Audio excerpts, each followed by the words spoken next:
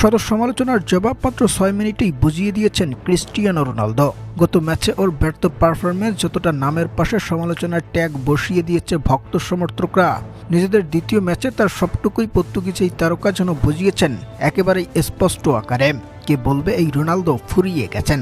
তিনি তো এখনও ফিট আর এখনও দুর্দান্ত তরুণ সব ফুটবলারের মতোই। ফেসবুক বিশ্বকাপে নিজেদের দ্বিতীয় ম্যাচে মাঠে নামা পর্তুগাল লড়াইটা করেছিল উজবেকিস্তানের বিপক্ষে, আর এ ম্যাচে ওদের জয় 5-0 গোলের ব্যবধানে। একাই জোড়া গোল করেছেন ক্রিস্টিয়ানো রোনালদো।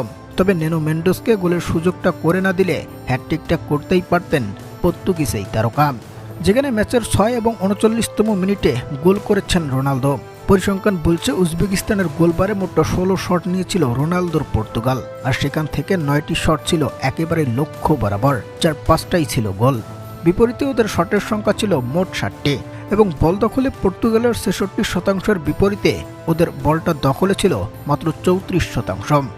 এদিকে ম্যাচ শেষে নিজের চিরপ্রতিদ্বন্দ্বী মেসির হ্যাট্রিক গোল নিয়ে রোনালদোকে প্রশ্ন করলে তৎক্ষণাৎ তা এড়িয়ে গেছেন পর্তুগিজ এই যুবরাজ, যেটা প্রমাণ করেছে মেসির প্রশ্নে কতটা ক্ষুব্ধ তিনি।